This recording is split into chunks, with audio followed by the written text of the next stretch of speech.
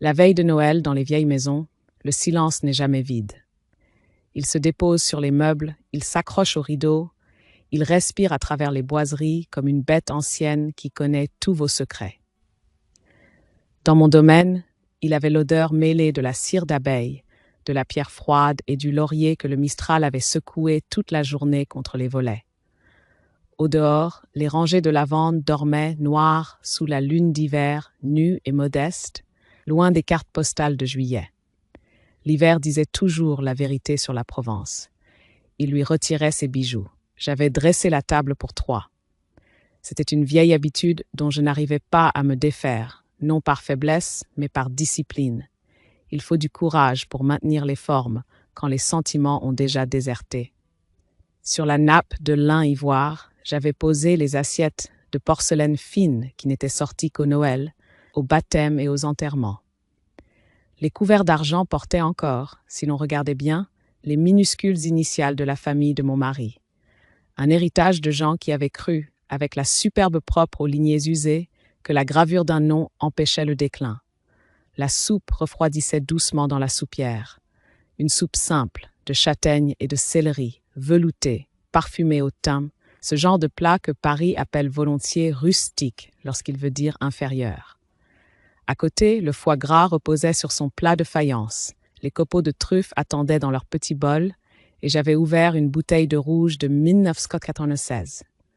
30 ans presque. Un vin qui avait eu la délicatesse de vieillir sans bruit. J'ai toujours préféré cela aux gens. Je regardais les flammes des bougies se pencher légèrement sous le souffle des courants d'air. Elles semblaient hésiter, comme les invités polis qui regrettent déjà d'être venus. Dans le reflet de la vitre, mon visage se tenait très droit. À 65 ans, j'avais appris cette économie de gestes qui protège les femmes seules, mieux qu'un verrou. On dit souvent de moi que j'ai l'air sévère. En vérité, je suis devenue lisible seulement pour ceux qui ont connu la perte. Le téléphone a sonné au moment précis où l'horloge du vestibule marquait 8 heures. Il y avait dans cette sonnerie quelque chose de grossier, presque obscène, comme un éclat de néon dans une chapelle. J'ai laissé passer 2 vibrations avant de décrocher. Je connaissais déjà la voix qui allait traverser le combiné avant même qu'elle ne parle. Une mère reconnaît toujours la fatigue nerveuse de son enfant, même lorsque cet enfant l'a remplacée dans son cœur par le bruit du monde. Maman? Derrière Chloé, j'entendais les roulettes des valises, les annonces d'aéroport, une porte automatique, des pas pressés, des rires trop hauts. Paris, ou plutôt sa périphérie nerveuse, sa respiration métallique, son éternelle manière de faire croire que courir est une preuve de valeur. « Nous sommes à Roissy », a-t-elle dit. Il y a eu un changement. Les changements, chez ma fille, avaient toujours la forme d'une décision déjà prise par quelqu'un d'autre. Je n'ai rien répondu. Le silence, lorsqu'on sait s'en servir, oblige les gens à entendre leur propre voix. Finalement, on part en Suisse avec la famille de Julien. C'était compliqué de tout faire. On ne pourra pas venir ce soir. Au loin, une annonce a avalé la fin de sa phrase. J'ai fermé les yeux une seconde. Pas de colère. La colère est un luxe de jeunesse. Avec l'âge, on comprend que certaines humiliations se contentent d'être notées, classées, puis rangées à l'endroit exact où elles serviront plus tard. J'ai promené le regard sur la table, sur les verres en cristal, sur l'ombre douce des chandeliers, sur la chaise vide où Chloé s'asseyait autrefois avec ses genoux écorchés et ses cheveux qui sentaient le soleil. Il y a des distances qu'aucun avion n'invente. Elles étaient là depuis bien plus longtemps que son billet pour Genève. « Je vois », ai-je dit. Ma voix était calme. Elle l'était d'autant plus que je sentais, sous cette paix apparente, quelque chose se déposer définitivement au fond de moi. Non pas une blessure, une clarification. « Tu ne m'en veux pas ?» Cette question m'a presque fait sourire. Les gens qui abandonnent espèrent toujours être consolés de leur propre abandon. Je me suis tournée vers la fenêtre. La terre dehors était sombre, presque noire après la pluie de l'après-midi. Cette odeur de boue mouillée que Julien détestait me revenait en mémoire avec une netteté délicieuse.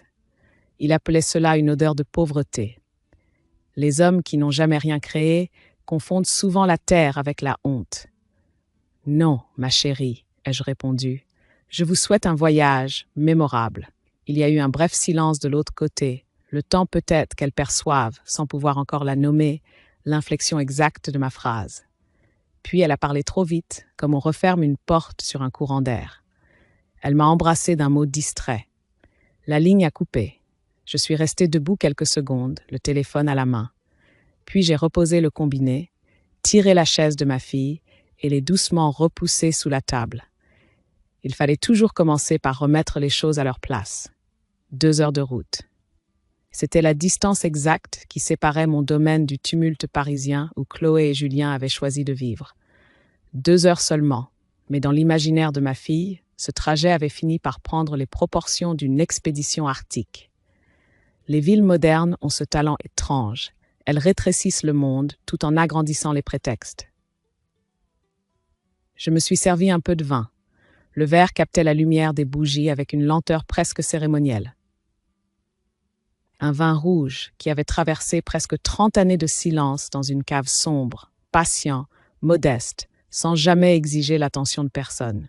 J'ai souvent pensé que certaines bouteilles possédaient plus de dignité que bien des héritiers. Le téléphone a vibré de nouveau. Cette fois, ce n'était plus la voix pressée d'une fille distraite. C'était celle de quelqu'un qui se savait observer et qui aimait l'être. Julien. Il n'a même pas pris la peine de dire bonsoir. Catherine, j'espère que Chloé vous a expliqué.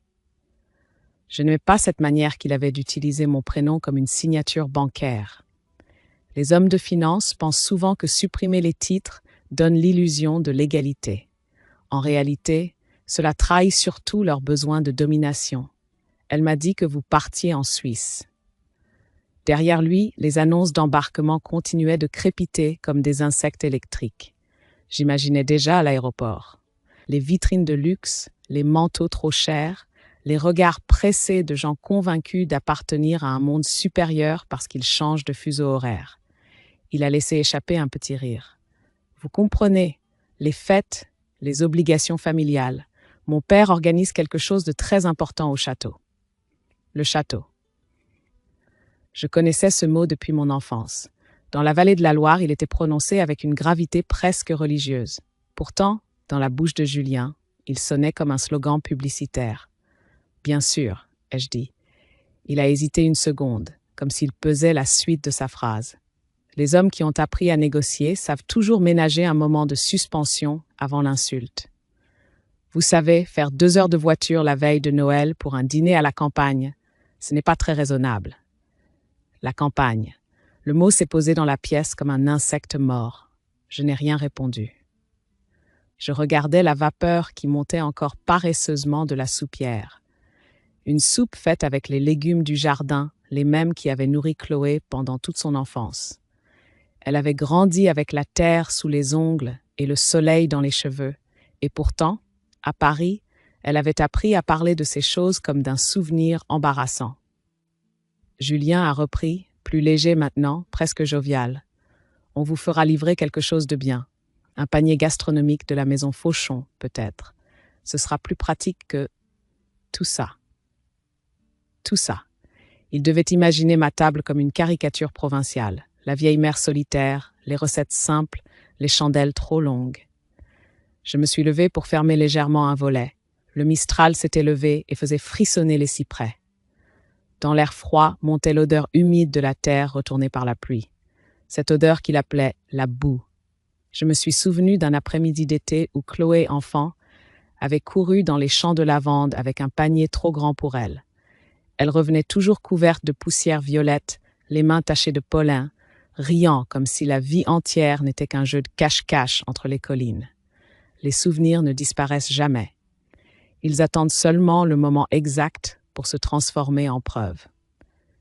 Julien, ai-je dit doucement. Il s'est tu. Il y avait dans ma voix quelque chose qui surprenait toujours les gens, une lenteur très calme qui les obligeait à écouter. Vous avez raison, 2 heures de route peuvent sembler longues. Il a poussé un petit soupir de soulagement. Il croyait sans doute que la conversation touchait à sa fin. Mais parfois, ai-je ajouté, la distance n'est pas dans la route. Silence. Les annonces de l'aéroport ont continué derrière lui. Une femme appelait un passager en retard pour un vol vers Zurich. Je n'ai pas développé. L'élégance consiste souvent à laisser les phrases inachevées. Julien a toussé légèrement, comme quelqu'un qui ne sait pas très bien si l'on vient de le complimenter ou de l'insulter. Enfin, nous vous enverrons quelque chose. Je me suis tournée vers la table dressée pour trois. Les bougies continuaient de brûler avec une obstination presque ironique. Le foie gras, les truffes, le vin. Tout ce que Paris considère comme luxueux lorsqu'il est servi dans un restaurant étoilé devenait soudain rustique dès qu'il apparaissait dans une maison ancienne. « Ne vous inquiétez pas, ai-je répondu. Ma voix était douce, presque tendre. Passez une soirée inoubliable. Il a ri poliment, puis la ligne s'est coupée. Je suis restée debout un moment dans la salle à manger, entourée par les ombres longues des chandeliers. La maison avait retrouvé son silence naturel, celui qui n'attend rien de personne. Dehors, la nuit s'étendait sur les champs de lavande comme une mer sombre. Et pour la première fois depuis longtemps, j'ai compris que certaines routes ne sont jamais empruntées deux fois de la même manière. Quelques jours plus tard, j'ai appris, comme tout le monde finalement, que le château de Pierre n'était pas seulement un lieu, mais une mise en scène. Je ne l'ai pas appris par Chloé. Ma fille n'appelait plus guère pour raconter la vérité. Elle appelait pour raconter les apparences. Les photos arrivaient sur mon téléphone comme des cartes postales d'un monde soigneusement éclairé. Des salons immenses, des nappes blanches, des verres très fins, des hommes en vestes impeccables dont les poignées de main semblaient peser des millions. Le château se trouvait dans la vallée de la Loire, une bâtisse de pierre claire posée au bord d'une rivière lente, avec ses longues allées de gravier que les propriétaires aiment tant parce qu'elles obligent les visiteurs à ralentir, à contempler, à croire à l'ancienneté du pouvoir. Pierre avait toujours cultivé cette illusion avec une certaine élégance. Une moustache parfaitement taillée, des costumes sur mesure et ce ton légèrement paternaliste qui donne aux gens riches l'air d'avoir toujours raison. Sur les photos que Chloé m'envoyait, Julien semblait transformé. Il portait des vestes dont les épaules étaient plus rigides que ses convictions, des chemises si blanches qu'elles semblaient neuves chaque jour. Il se tenait droit, le menton relevé, avec cette assurance fragile des hommes qui viennent d'entrer dans un cercle et qui craignent encore qu'on les en chasse. Il aimait être là. Je le savais parce que les hommes qui ont passé leur vie à prouver quelque chose se détendent toujours quand ils pensent enfin avoir gagné. Sur une image, on voyait une longue table dressée dans la bibliothèque du château. Derrière eux, les murs disparaissaient sous des rayonnages de cuir sombre. Julien levait son verre de champagne à côté de Pierre, comme s'il avait toujours appartenu à ce décor. « Tu vois, maman », m'avait écrit Chloé sous la photo, « Julien commence enfin à fréquenter les bonnes personnes. » Je n'avais pas répondu. Le mot « bonne » m'avait amusé. Dans ma génération, on disait plutôt « solide ». Et les gens solides parlent rarement de leur solidité. Quelques jours plus tard, Chloé m'a appelé brièvement. Sa voix avait cette chaleur artificielle que les enfants adoptent lorsqu'ils veulent convaincre leurs parents qu'ils ont réussi leur vie. « Papa de Julien organise des dîners incroyables », disait-elle. « Il connaît des banquiers, des gens de fonds d'investissement, même un ancien ministre. » Je l'écoutais décrire ces soirées comme on écoute un enfant raconter une pièce de théâtre. Les costumes, les lumières, les applaudissements, tout semblait parfaitement réglé. Pourtant, dans les détails, quelque chose sonnait faux. Il y avait d'abord ces petites pauses dans sa voix lorsqu'elle parlait de Pierre. Des silences presque imperceptibles, comme si certaines phrases étaient prononcées trop vite pour éviter d'être examinées. Puis il y avait les messages de Julien. Très courts, trop courts. Un soir, tard, il m'a envoyé une photo du grand salon du château. Les rideaux étaient ouverts sur un parc immense, les lustres brillaient comme des constellations artificielles. Mais mon regard s'est arrêté ailleurs, sur la table basse, une enveloppe ouverte, à peine visible dans le coin de l'image, une enveloppe de banque, avec ces lettres austères que les établissements financiers utilisent pour annoncer les choses que l'on ne veut jamais recevoir. Quelques jours plus tard, un autre détail est apparu. Une vidéo que Chloé avait filmée pendant un dîner. Pierre racontait une anecdote avec ce charme étudié des hommes qui ont passé leur vie à séduire des investisseurs. Les invités riaient avec un enthousiasme légèrement trop appuyé. Et soudain, dans le fond de l'image, on voyait Julien glisser sa carte dans un terminal de paiement portable. Le serveur attendait. Julien souriait. La machine bipait, puis le serveur lui murmurait quelque chose à l'oreille. Un sourire figé. Une seconde tentative. Bip. Chloé avait arrêté la vidéo à ce moment-là. Elle avait écrit simplement « Problème technique. Ah ah !» Je me suis servi un verre de vin et je suis sorti sur la terrasse. La nuit provençale avait cette douceur trompeuse des hivers du Sud. Dans le noir, les champs de lavande ressemblaient à une mer immobile. Le Mistral avait cessé et l'air portait cette odeur de terre humide que Julien appelait autrefois la boue. Je me suis appuyé contre la balustrade. Il y a des fissures que l'on voit bien avant les autres, non parce que l'on est plus intelligent, mais parce que l'on a vécu assez longtemps pour reconnaître la fatigue des façades. Le château de pierre était magnifique, mais il avait cette beauté particulière des décors de théâtre, solides de loin, fragiles dès que l'on s'approche. Et quelque part, au milieu de ces salons pleins de champagne et de promesses, je sentais déjà la première pierre bouger. Dans le silence des lavandes, la terre garde toujours la mémoire des effondrements à venir. Les effondrements véritables ne ressemblent jamais aux catastrophes que l'on imagine. Ils ne font pas de bruit. Ils ne brisent pas les murs d'un seul coup. Ils commencent toujours par un détail administratif, une lettre, un tampon, un délai de 48 heures. Je l'ai appris un matin gris de janvier, quelques semaines après Noël. Le genre de matin où la Provence semble hésiter entre la pluie et le soleil, où la terre reste sombre et lourde, comme si elle refusait encore de se réveiller. Le téléphone a sonné très tôt, pas la sonnerie distraite de Chloé. Celle-ci était plus courte, plus nerveuse. 3 vibrations rapides comme un cœur qui bat trop vite. Quand j'ai décroché, la voix de ma fille n'avait plus rien de la légèreté que j'avais entendue à Roissy. Elle respirait trop fort. « Maman », je n'ai rien dit. Je me suis contentée d'écouter. Les gens révèlent beaucoup plus lorsqu'on ne les interrompt pas. Il y a un problème. Les mots tombaient comme des objets lourds. J'entendais derrière elle un brouhaha confus. Des portes qui claquent, un homme qui parle vite, un téléphone posé trop brutalement sur une table.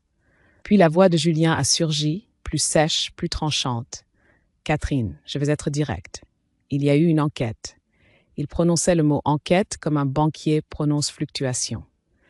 Avec cette tentative maladroite de banaliser l'inévitable. Je me suis assise. La lumière d'hiver traversait la salle à manger et éclairait la nappe encore pliée depuis Noël. Sur le mur, un des tableaux de Monet captait un rayon de soleil, transformant un coin d'ombre en reflet d'eau. « Une enquête de qui ?» ai-je demandé. Il y a eu un silence. Puis Julien a prononcé les 3 mots que tous les financiers redoutent plus que la faillite. La police économique. La brigade financière. À Paris, on parle rarement d'eux à voix haute. Ils ont cette réputation discrète mais persistante d'apparaître toujours lorsque les illusions comptables deviennent trop créatives. Julien a commencé à parler plus vite. Des investissements, des structures, des fonds transitant par des sociétés partenaires. Le langage de la finance ressemble souvent à une langue étrangère inventée pour masquer la peur. Mais derrière les mots, la réalité était simple. Les comptes de son entreprise venaient d'être gelés. Tous. Temporairement, a-t-il ajouté, comme si l'adjectif pouvait contenir l'abîme. Chloé a repris le téléphone. Sa voix tremblait maintenant. Ils sont venus au bureau ce matin, ils ont pris des dossiers. Ils parlent d'irrégularité. Je regardais la lumière glisser sur la surface du vin dans mon verre. Le rouge profond ressemblait presque à une encre ancienne. « Et Pierre ?» ai-je demandé. Encore un silence. Cette fois, il a duré plus longtemps. Puis Julien a répondu d'un ton brusquement fatigué. « Mon père n'est pas en mesure d'aider. » La phrase était soigneusement choisie. Mais certaines vérités passent toujours entre les mots. « Le château appartient à une société, a-t-il ajouté. Une société. Je voyais parfaitement le montage. Propriété louée, dette masquée, prestige emprunté. Les châteaux de la Loire sont souvent des décors splendides pour des fortunes imaginaires. Chloé a murmuré, presque honteuse. Pierre a quelques difficultés financières. J'ai fermé les yeux une seconde. Toutes ces soirées, ces costumes sur mesure, ces dîners avec des banquiers, et derrière la façade, un château loué comme une salle de réception. La comédie sociale est parfois admirable dans sa persévérance. Julien a repris cette fois sans détour. Si je ne trouve pas une garantie financière dans les 48 heures, ils vont ouvrir une procédure pénale. Le mot pénal est resté suspendu entre nous. Je savais ce que cela signifiait. Instruction, perquisition, peut-être même une mise en examen. La prison n'est jamais très loin lorsque l'argent disparaît trop vite. « De combien parle-t-on » ai-je demandé. Julien a hésité, puis il a prononcé le chiffre. Il aurait pu acheter plusieurs maisons dans mon village. Chloé sanglotait doucement maintenant. « Maman, on ne sait plus quoi faire. » Je me suis levée et je suis allée jusqu'à la fenêtre. Les champs de lavande étaient encore nus. La pluie de la nuit avait assombri la terre et l'air portait cette odeur profonde que Julien appelait autrefois la boue. Je pensais à la route de 2 heures, à cette route qu'ils avaient trouvée trop longue pour venir dîner. La vie a un sens de la symétrie presque cruelle. « Maman », répéta Chloé. Je me suis tournée vers la pièce. Le silence de la maison était intact. Les tableaux, les meubles anciens, les murs épais, tout semblait attendre. « Venez », ai-je dit calmement. Julien a cru mal entendre. « Pardon ?»« Venez en Provence. » Un souffle court dans le téléphone. Je pouvais presque voir leurs visages se regarder. « La route ne fait que 2 heures », ai-je ajouté doucement. Puis j'ai laissé un court silence avant de conclure. Et parfois, 2 heures suffisent pour sauver une vie. La pluie tombait en Provence avec cette lenteur obstinée qui transforme la terre en miroir sombre. Depuis la terrasse, je regardais la route serpenter entre les cyprès. Elle apparaissait et disparaissait derrière les collines, comme un fil que quelqu'un aurait tiré trop loin dans la campagne.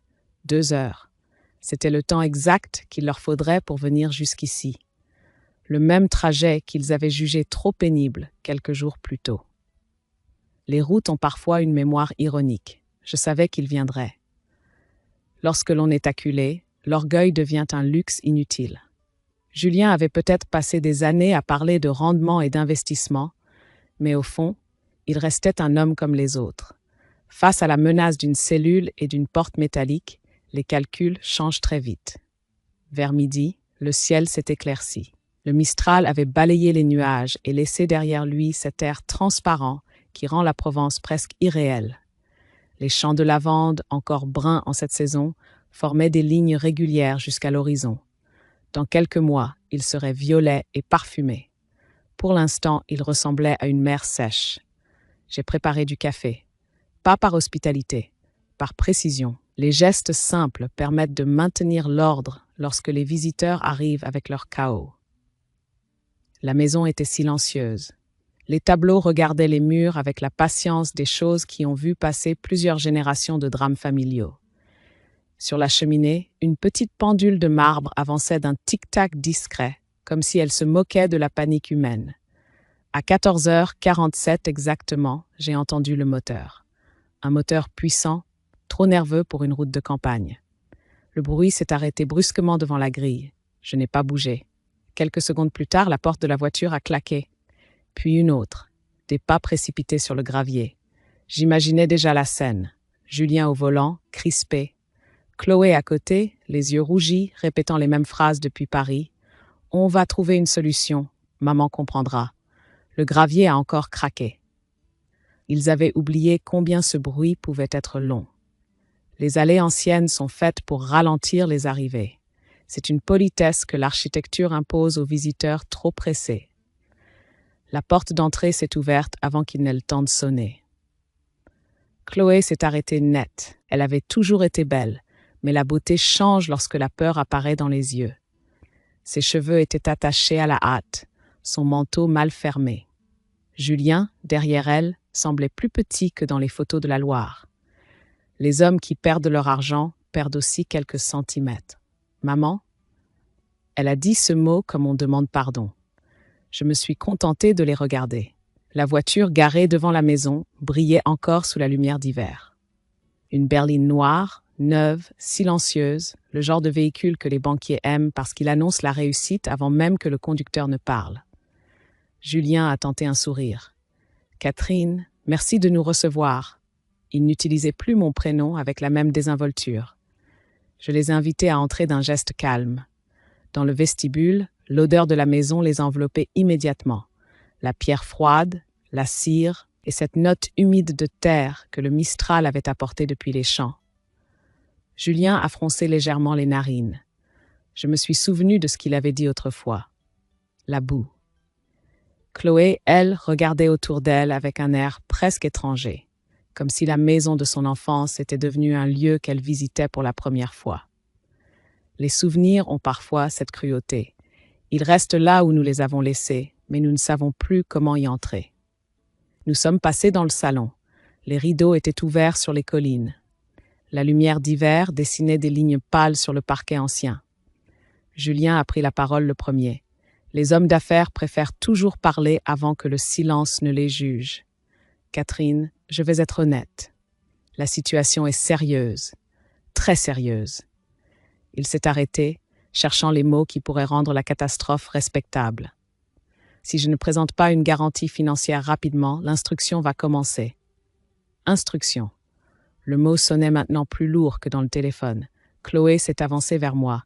Ses yeux brillaient de fatigue. « Maman ?» On pensait, peut-être. Elle n'osait pas finir la phrase. Je l'ai aidée. Vendre quelques hectares de lavande? Julien a hoché la tête immédiatement. Juste une partie, le temps de stabiliser les choses. Je rembourserai bien sûr. Bien sûr. La phrase préférée des hommes qui demandent de l'argent. Je me suis dirigée vers la fenêtre. Dehors, les champs s'étendaient jusqu'aux collines. La terre était sombre, lourde d'hiver. 2 heures de route pour venir demander ce qu'ils avaient autrefois méprisé. Je me suis tournée vers eux. « Nous allons parler », ai-je dit. Ma voix était douce. Puis j'ai ajouté presque distraitement « Mais pas ici ». Julien a levé les yeux. « Où alors ?» Je me suis dirigée vers le grand salon du fond, là où, depuis ce matin, la maison n'avait plus tout à fait la même odeur. Une odeur fine, presque chimique. L'odeur des gants blancs et des caisses de transport d'œuvres d'art. Ils m'ont suivi dans le grand salon. C'était la pièce la plus ancienne de la maison. Les murs y étaient plus épais, les plafonds plus hauts, et la lumière entrait toujours avec une lenteur respectueuse, comme si elle savait que certaines choses ne doivent jamais être éclairées brutalement. Mais ce jour-là, l'air n'avait pas l'odeur familière de la cire et du bois ancien. Il sentait autre chose.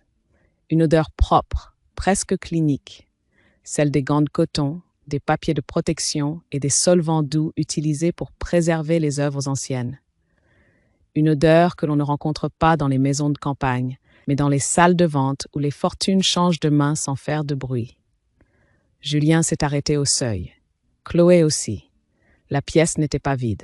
2 hommes et une femme se tenaient près du mur principal. Ils portaient des costumes discrets, élégants, sans ostentation. Sur une table basse, plusieurs dossiers ouverts, des gants blancs soigneusement posés à côté et une petite lampe orientable éclairaient une toile que je connaissais depuis plus longtemps que la plupart des gens que j'aimais. Le premier homme s'est tourné vers moi.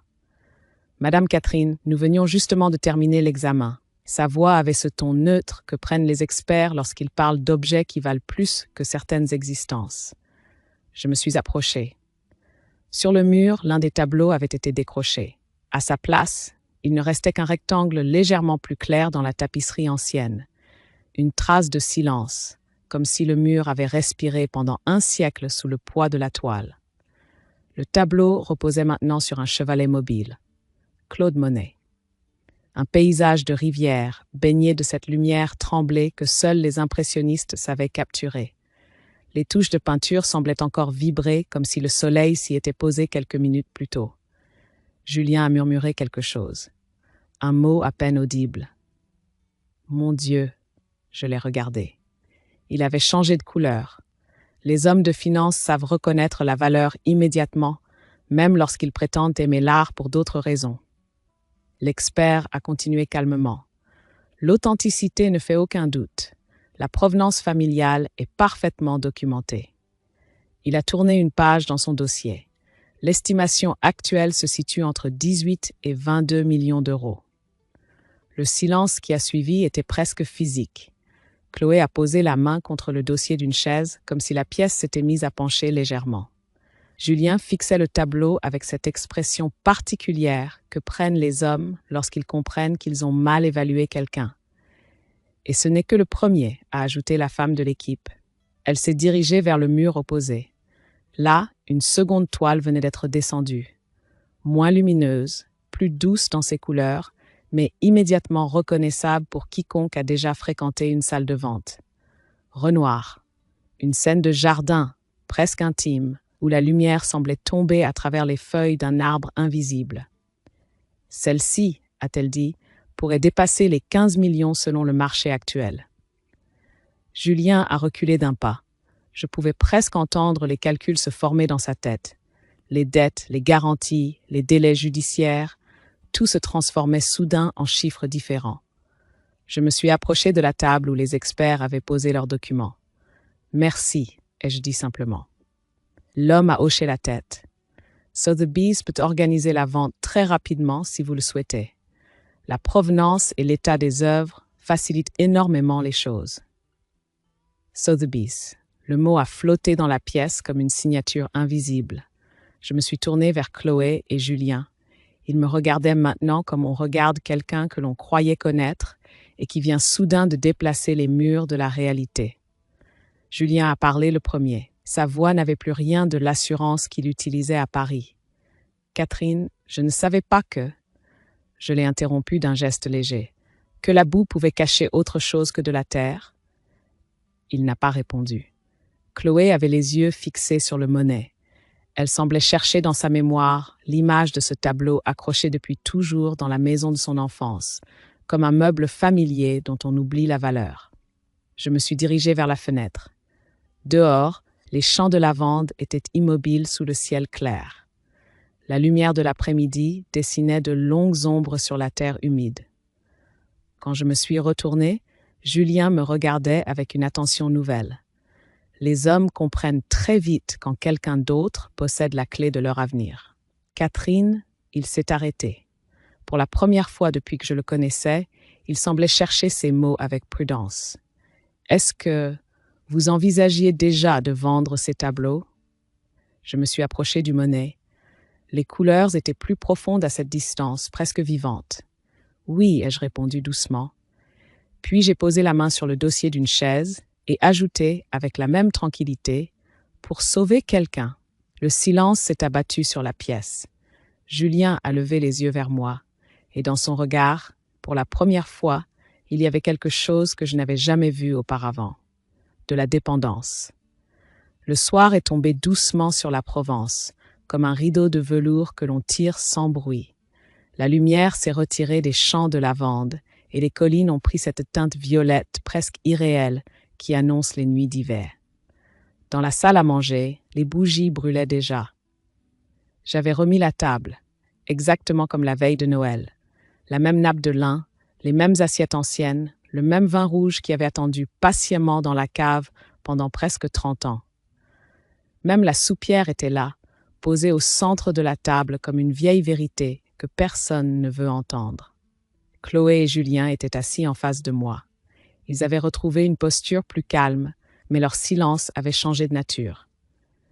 Ce n'était plus celui des visiteurs sûrs d'eux-mêmes. C'était celui des gens qui savent que leur avenir dépend d'une conversation. Je versais le vin avec lenteur.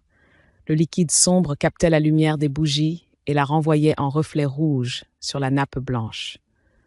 Julien regardait le verre comme s'il essayait d'y lire un verdict. Personne ne parlait. Les silences bien utilisés ont une vertu que les cris n'auront jamais. Ils obligent les gens à penser. J'ai servi la soupe. L'odeur de châtaigne chaude s'est répandue dans la pièce. Une odeur simple, douce, presque enfantine, celle que Chloé connaissait depuis toujours. Elle a pris la cuillère. Ses mains tremblaient légèrement. Julien, lui, n'osait même pas toucher son assiette. Enfin, Chloé a parlé. Sa voix était brisée. « Maman, je suis désolée. » Le mot a flotté au-dessus de la table comme une plume trop légère pour réparer quoi que ce soit. Je n'ai pas répondu immédiatement. Je goûtais la soupe. Elle était exactement comme je l'avais imaginée, chaude, douce, stable. Les recettes anciennes ont cette qualité admirable de ne jamais trahir. Julien s'est levé soudain. Le geste était brusque, presque maladroit. Il s'est avancé d'un pas vers moi, puis s'est arrêté. Et pour la première fois depuis que je le connaissais, l'homme qui parlait autrefois de marché et de stratégie a plié les genoux. Il s'est agenouillé. Le bruit sourd de ses chaussures sur le parquet a résonné dans la pièce. « Catherine, je vous en prie. » Sa voix n'était plus qu'un souffle. « Je ferai tout ce que vous voudrez, mais si je ne trouve pas cet argent, je vais perdre l'entreprise. Et après ?» Il n'a pas terminé la phrase. Les mots prison, instruction, tribunal n'avaient pas besoin d'être prononcés. Chloé pleurait maintenant en silence. Je regardais Julien. Un homme à genoux a toujours l'air plus jeune, presque fragile. Les costumes sur mesure perdent leur autorité lorsqu'ils touchent le sol. Je me suis appuyée contre le dossier de ma chaise. « Relevez-vous » ai-je dit doucement. Il a obéi immédiatement. Les hommes qui ont besoin d'aide deviennent très dociles. Je me suis servi un peu de vin. Puis j'ai levé le verre vers la lumière des bougies. « Vous savez, » ai-je murmuré, « ces tableaux ne sont pas seulement des tableaux. » Julien m'écoutait avec une attention presque douloureuse. Ils sont les derniers témoins d'une famille qui croyait que certaines choses dureraient toujours. Je regardais le vin tourner lentement dans le cristal. Les terres, les maisons, les noms gravés sur l'argenterie. Un sourire très léger a traversé mon visage. Nous savons aujourd'hui que tout cela disparaît plus vite que prévu. Chloé essuyait ses larmes. Je me suis tournée vers elle.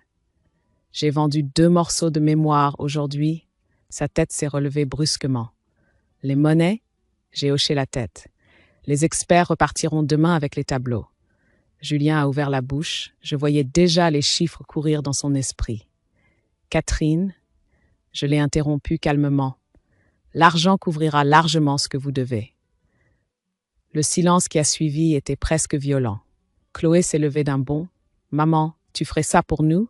Je l'ai regardée longtemps. La petite fille qui courait autrefois dans les champs de lavande n'était plus là. À sa place se tenait une femme qui avait appris trop vite à mesurer les gens selon leur utilité. Je me suis tournée vers Julien. Il attendait, comme tous les hommes qui ont compris que la phrase suivante décidera de leur destin. Je reposai mon verre sur la table. Le cristal a produit un petit son clair. « Oui », ai-je dit. Le soulagement a traversé leur visage comme une vague. Mais je n'avais pas terminé. J'ai laissé passer quelques secondes, le temps exact pour que l'espoir prenne racine. Puis j'ai ajouté doucement « Mais la liberté a toujours un prix. » Julien s'est figé, Chloé aussi. Je me suis levée et j'ai ouvert le tiroir du buffet. À l'intérieur reposait un dossier épais, soigneusement préparé. Je l'ai posé au centre de la table. Le papier glissait doucement sur la nappe. Puis j'ai dit simplement « Nous allons signer quelque chose ». Le dossier est resté quelques secondes au centre de la table, immobile comme un objet posé sur une balance invisible. Julien le regardait sans oser l'ouvrir. Les hommes qui ont signé des dizaines de contrats savent reconnaître le poids d'un document avant même d'en lire la première ligne. La cire des bougies coulait lentement. La soupe refroidissait dans les assiettes. Le silence devenait presque cérémoniel. « Qu'est-ce que c'est ?» a murmuré Chloé. Je me suis rassis. Une formalité. Le mot formalité possède cette élégance administrative qui rassure les naïfs et inquiète les gens prudents. Julien a finalement tiré le dossier vers lui. Les feuilles ont glissé avec ce bruit sec du papier juridique, celui que l'on entend dans les études notariales et les cabinets d'avocats, là où les vies changent de direction sans jamais hausser la voix. Il a parcouru la première page. Je l'ai vu ralentir, puis s'arrêter. Ses yeux ont remonté la ligne du titre. « Changement de régime matrimonial », a-t-il lu à voix basse. La phrase est restée suspendue au-dessus de la table. Chloé s'est penchée vers lui. « Qu'est-ce que ça veut dire ?» Julien tournait déjà la page suivante. Ses doigts tremblaient légèrement. Les hommes de finance comprennent très vite lorsqu'un document a été préparé par quelqu'un qui connaît parfaitement la loi. « Séparation de biens complète », a-t-il murmuré. Il a levé les yeux vers moi. Je buvais mon vin, calmement. En droit français, ai-je dit avec douceur, un couple marié partage certains risques, les dettes par exemple. Chloé fronçait les sourcils. Mais nous sommes déjà mariés sous le régime normal. La communauté réduite aux acquets, ai-je précisé. Elle a hoché la tête, vaguement rassurée d'entendre des mots familiers. Julien, lui, continuait à lire. Et plus il lisait, plus son visage devenait pâle. Catherine. Sa voix avait changé. Ce document transfère tous les biens futurs de Chloé dans un patrimoine totalement séparé. Je n'ai rien dit. Il a tourné encore une page. Les héritages, les donations, les propriétés familiales, il s'est arrêté. Tout est protégé contre les créanciers. J'ai enfin posé mon verre. Exactement. Le silence est devenu lourd. Chloé regardait maintenant Julien, cherchant une explication dans son visage. Mais c'est bien, non? Julien n'a pas répondu immédiatement. Il comprenait très bien ce que cela signifiait. Un homme qui croule sous les dettes ne peut plus toucher à ce qui appartient légalement à sa femme si les biens sont séparés. Et dans cette maison, la seule héritière était Chloé. Julien a reposé les feuilles sur la table. Ses mains étaient maintenant parfaitement immobiles. « Vous avez déjà parlé à un notaire » a-t-il dit. « Oui, et à un avocat. Bien sûr, les gens riches ne prennent jamais de décision seuls. Ils prennent des précautions. » Julien a fermé le dossier. Il me regardait maintenant avec une lucidité nouvelle. Si je signe, je l'ai aidé à terminer la phrase. Vous restez marié à ma fille. Il a hoché la tête lentement. Mais tout ce qu'elle possédera ne m'appartiendra jamais. Exact. Chloé les regardait tour à tour. Elle commençait seulement à comprendre. Mais maman, tu voulais nous aider. Je me suis tournée vers elle. Et je le fais. Je posai une main sur le dossier. L'argent des tableaux paiera les garanties que la justice exige.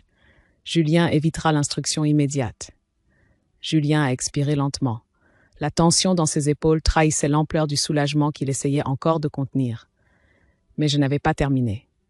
Cependant, le mot a suspendu la pièce. À partir de ce soir, la fortune de ma fille sera totalement hors de votre portée. Julien n'a pas bougé. Il fixait la nappe blanche comme si une nouvelle équation venait d'apparaître devant lui. La prison ou la pauvreté. C'était cela, en réalité. S'il refusait de signer, les procureurs continueraient leur travail.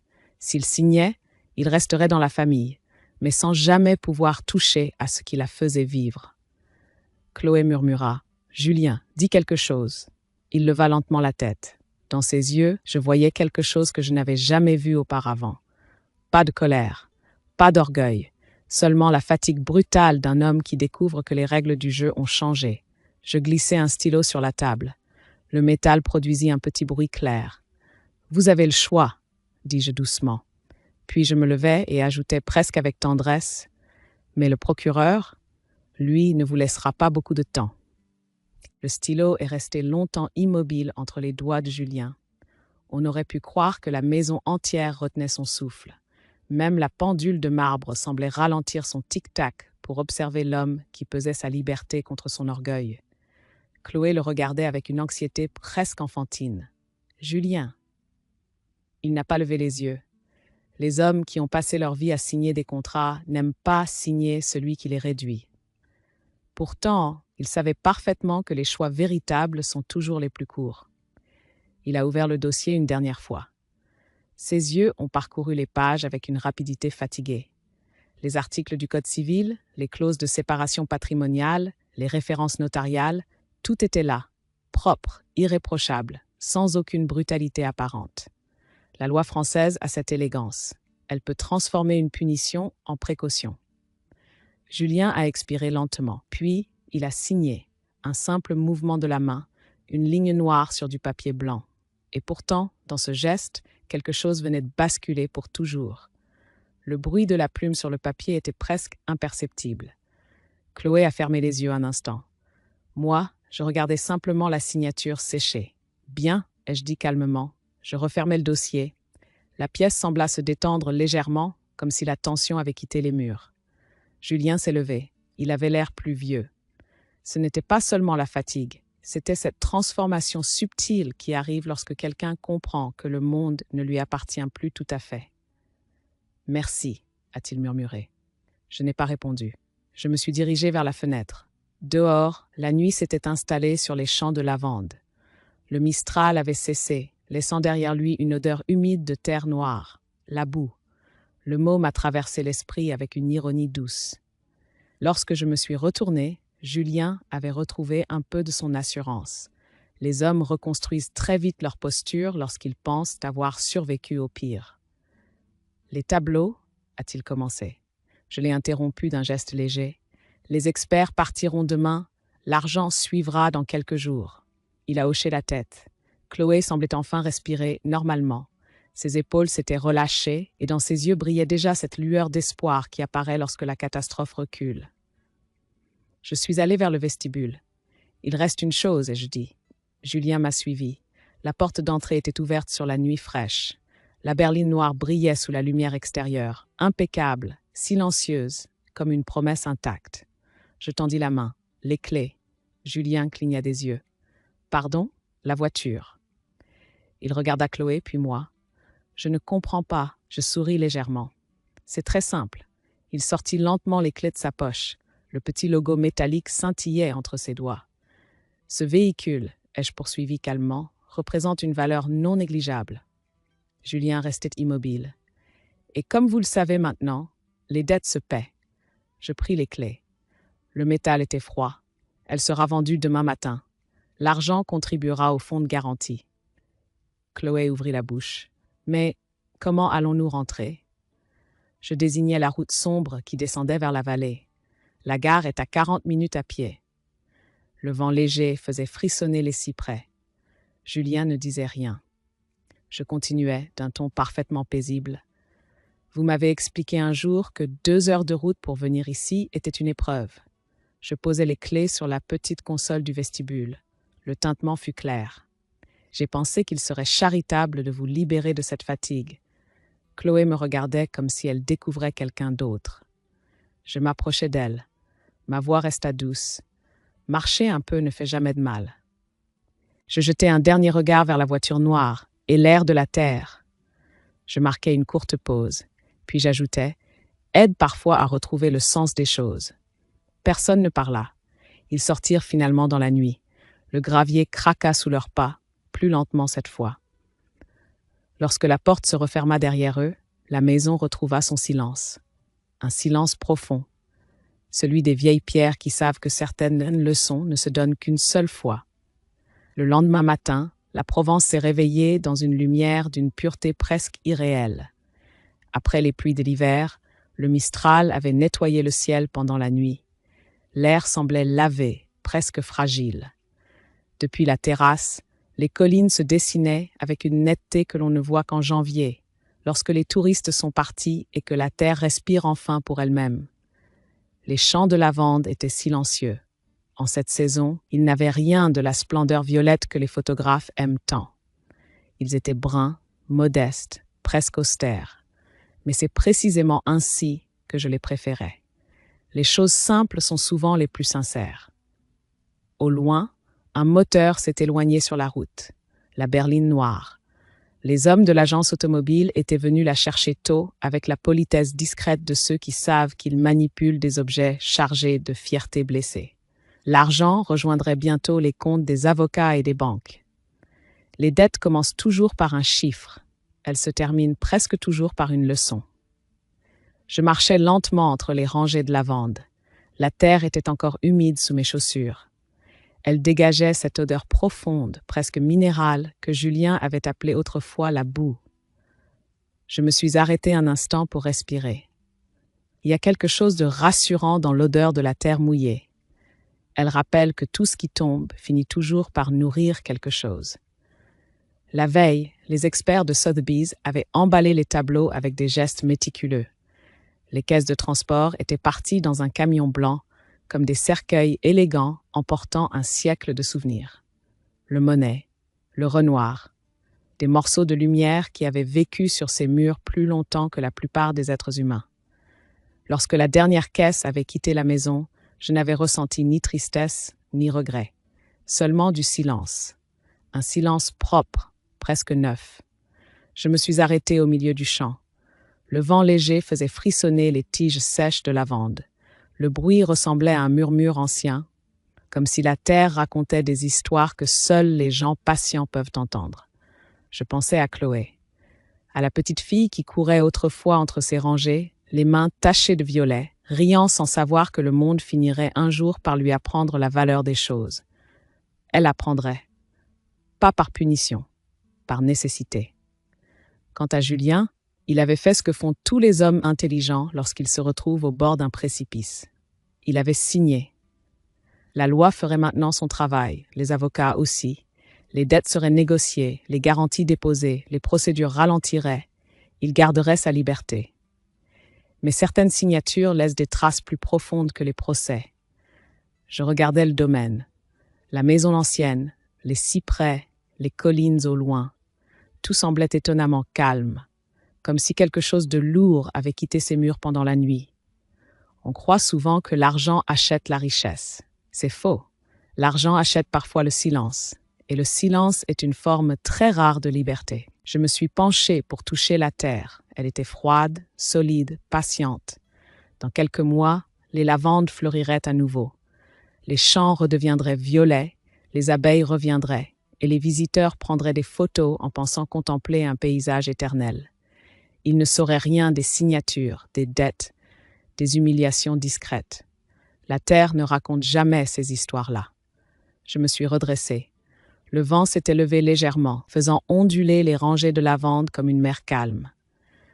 Dans ce mouvement lent, j'ai ressenti quelque chose que je n'avais pas connu depuis longtemps. La légèreté. Oui, j'avais vendu des tableaux. Oui, j'avais dépensé une fortune. Mais en échange, j'avais acheté quelque chose que ni Paris, ni les banques, ni les héritiers pressés ne pourront jamais m'enlever. La paix. Je suis restée là un moment, au milieu des lavandes silencieuses. Et pour la première fois depuis longtemps, le monde me semblait parfaitement à sa place.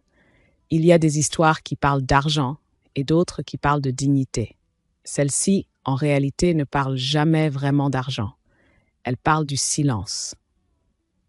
Dans la vie, beaucoup de personnes âgées apprennent à se taire. Pas parce qu'elles sont faibles, mais parce qu'elles ont compris une chose essentielle. Répondre à chaque manque de respect ne change pas les gens. Le temps, lui, s'en charge souvent avec une précision redoutable. Catherine n'a jamais crié. Elle n'a humilié personne en public. Elle n'a pas cherché la vengeance spectaculaire que l'on voit dans les films. Elle a simplement laissé les événements suivre leur cours. Puis elle a utilisé la seule chose que les années lui avaient donnée, la lucidité. Parfois, la vraie force n'est pas de se battre, c'est d'attendre. D'attendre que ceux qui vous méprisent découvrent eux-mêmes la valeur de ce qu'ils avaient sous les yeux depuis toujours. Dans beaucoup de familles, l'histoire se répète. Les parents deviennent invisibles à mesure que les enfants grandissent. Leur maison devient la vieille maison. Leur table devient un dîner trop simple. Leur vie entière est résumée à quelque chose de dépassé. Mais la vie a une ironie tranquille. Ce que l'on méprise aujourd'hui peut devenir demain la seule porte de sortie. Alors la question reste ouverte. Dans votre propre vie, avez-vous déjà vu une situation où quelqu'un a sous-estimé une personne âgée avant de découvrir trop tard qu'elle était la plus lucide de tous? Avez-vous déjà vécu ce moment où le silence d'un parent ou d'un grand-parent disait beaucoup plus que n'importe quelle dispute? Ou peut-être avez-vous vous-même été cette personne que l'on croyait faible, jusqu'au jour où la vérité s'est révélée? Si cette histoire vous a touché, racontez-nous. Les histoires de famille sont parfois douloureuses, parfois injustes, mais elles portent aussi les leçons les plus profondes de la vie. Votre témoignage pourrait éclairer quelqu'un d'autre qui traverse une situation semblable. Écrivez votre histoire dans les commentaires. Parce qu'au fond, derrière chaque silence, il y a toujours une vérité qui mérite d'être entendue. Pog Talk, I tried a touch typing test. We asking for extras. Okay, Kate, you look glorious there. Oh, let's just zoom in. Bob, can you grow up? Sorry, what's your issue? Look at you two, glorious. Kate, your skin is so fucking good. What do you do to your skin? Hey, thanks for zooming in. I'm still a piece of garbage. Enhance and zoom. Oh my god, the Tim Hortons breakfast.